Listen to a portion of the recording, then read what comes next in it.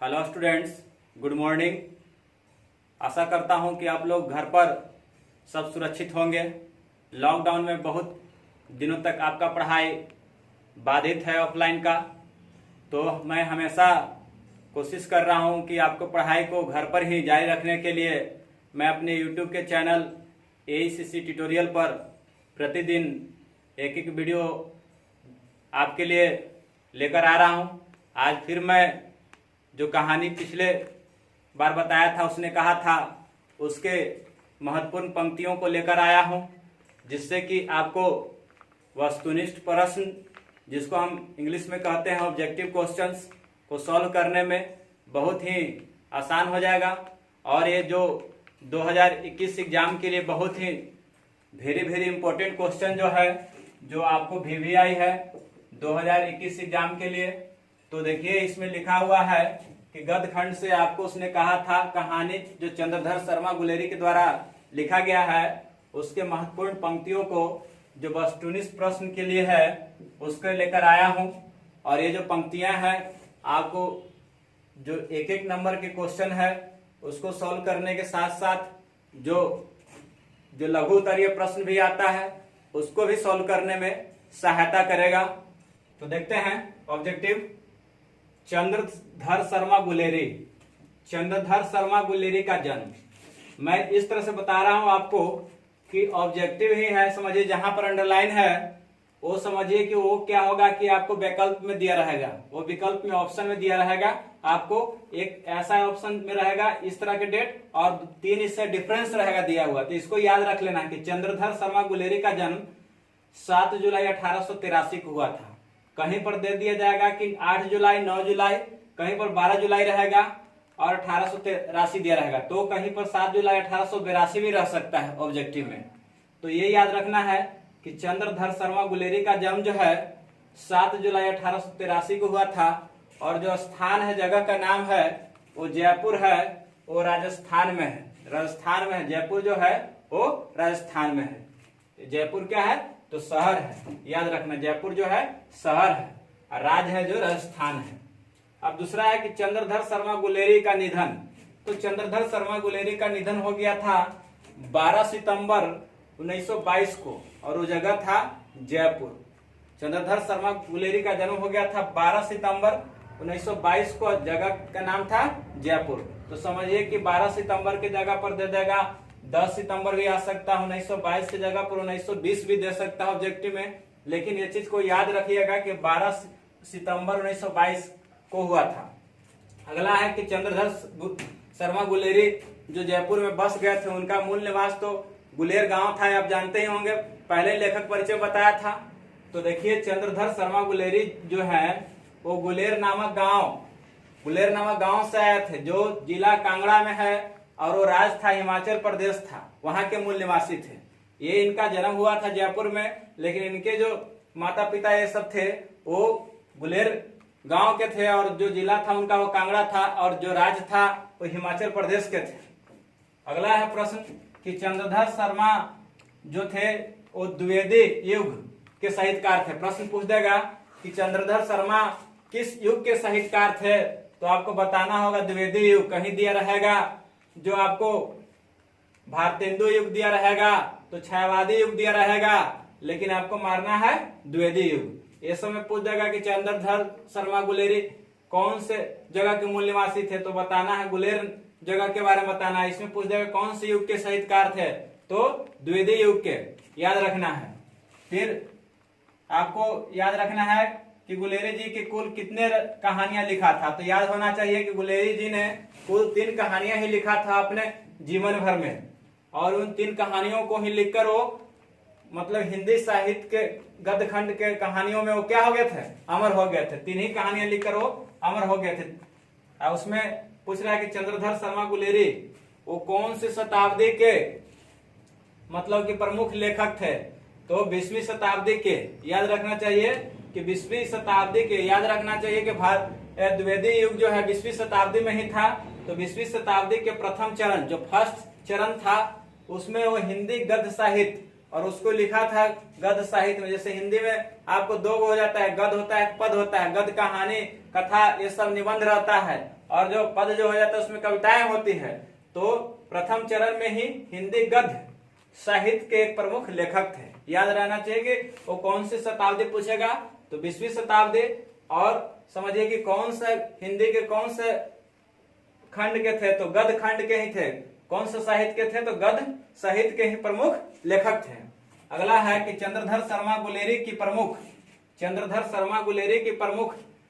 कहानियां कौन कौन थी, तो बताना है कि उसमें था एक सुखमय जीवन, जिसको 1911 प्रकाशित किया था। बुद्धू का कांटा 1911 में भी हुआ था, और उसने कहा था 1915 में हुआ था।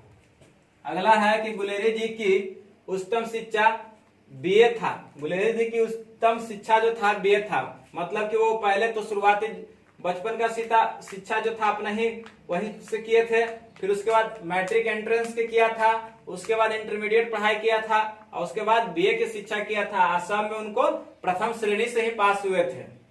अगला है कि गुलेरी जी 1904 में जयपुर दरबार की ओर से, याद रखना है, गुलेरी जी 1904 में जयपुर दरबार की ओर से खेतड़ी के नाबालिग राजा जयसिंह के वो अभिभावक, खेतड़ी के नाबालिग राजा जयसिंह के अभिभावक बनकर मेयो कॉलेज में अजमेर में आ गए थे। याद रखना है, मेयो बनकर वो मेयो कॉलेज में आ गए थे। तो ये याद रखना पूछेगा कि 1904 में जो वो कहाँ गए थे गुलेरी जी, तो बताना है कि नाबालिग राजा जयसिंह के अभिभावक बनकर मेयो कॉलेज में आ गए थे। तो पूछेगा कहाँ गए थे, तो मेयो कॉलेज में आ गए थे। चलते हैं अगले प्रश्न की ओर, 10वां प्रश्न की ओर। तो चलिए 10वां प्रश्न की ओर। उसने कहा था कि मुख्य पात्र, उसने कहा था, आपने पढ़े हैं जो कहानी, उसका मुख्य पात्र जो है लड़का और लड़की जो है वो पंजाब के, पूछ देगा कि कौन से शहर में मिलते हैं, तो पंजाब के अमृतसर शहर में मिलते हैं। तो उसने कहा था कि मुख्य पात्र जो लड़का और लड़की है वो पंजाब के कौन से शहर में दोनों मिलते हैं, तो शहर का नाम था अमृतसर, जो भीड़ भाड़ गलियों में मिला था। वहां पर याद होगा आपको कि भीड़ भाड़ गलियों में मिला था, दही लेने गया था, वहां पर दोनों का मुलाकात होता है, जब उस लड़की को उस लड़के ने टांगे के नीचे से अपने जान जोखिम में डालकर बचाया था। फिर कह रहा है कि उसने कहा था कहानी के लड़का और लड़की दोनों किसके यहाँ रहते थे। उसने कहा था कहानी के लड़का और लड़की किसके यहाँ रहते थे, तो याद होगा दोनों मामा के यहाँ रहते थे, अपने दोनों मामा के यहाँ रहते थे। बड़ा होने पर लड़के को क्या नाम दिया गया था, तो याद होगा कि बड़ा होने पर लड़के को लहना सिंह नाम दिया गया, जो सेना के 77वें सिख राइफल के एक जमींदार था। भारतीय सेना के 77वें सिख राइफल के जमींदार बना था, सेना ज्वाइन किया था वो लहना सिंह 77वें सिख राइफल का सेना में जमादार था। याद रखना है, लहना सिंह वो भारतीय सेना में क्या था, तो जमादार था। याद रखना है, सेना में जमादार था। और कौन से राइफल के था, तो कौन से पलटन, पूछ जाएगा कि लहना सिंह कौन से पलटन का था वो आदमी, तो याद रखना कि 77वें सिख राइफल्स का था। पूछ देगा कि लहना सिंह सेना के कौन से पलटन के जवान था, तो 77वें सिख राइफल्स के सेना के जवान था। वो क्या था उसमें, तो जमादार था।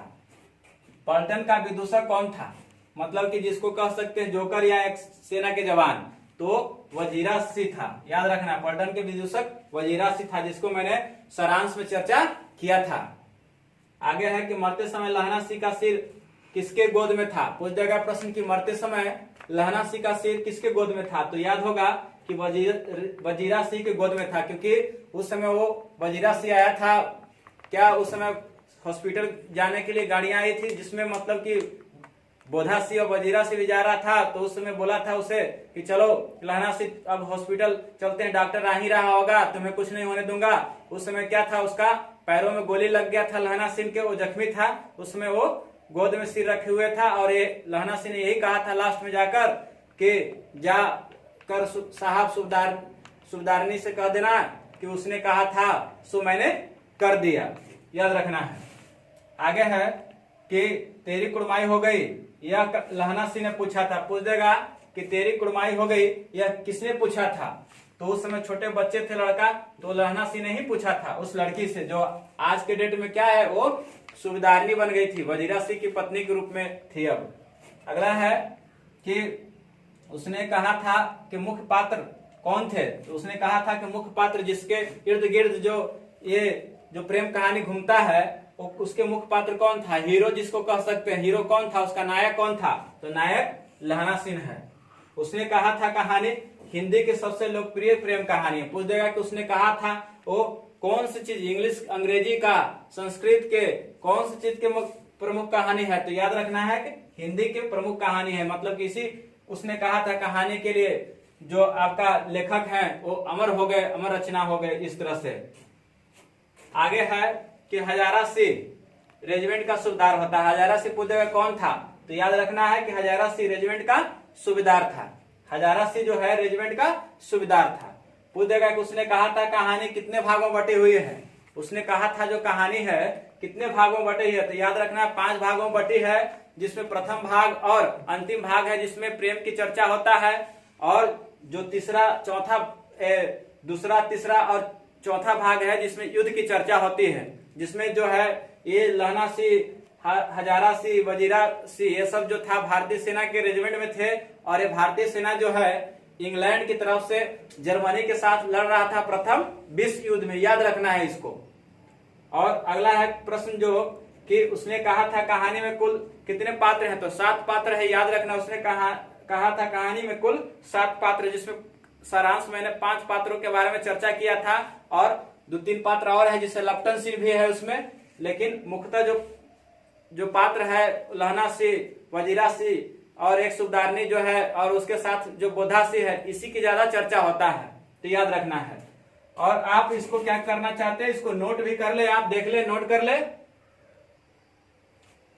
तो नोट कर लिए होंगे आप। मैं बताना चाहता हूं कि जो भी ये इस तरह से अंडरलाइन करके मैंने बताया है, ये जो अंडरलाइन जो है आपको ऑब्जेक्टिव में विकल्प के रूप में आएगा, A B C D इस तरह से कर आएगा विकल्प में, और आप इसको पूरे चीजों को याद कर लेना है, जिससे कि आपको 2021 के एग्जाम में बिल्कुल 100% इसी से प्रश्न आएंगे ऑब्जेक्टिव में, और इसको याद कर लेना है आपको। आशा करता हूं कि ये आपको अच्छा लगा होगा, तो लाइक शेयर सब्सक्राइब करना ना भूलें।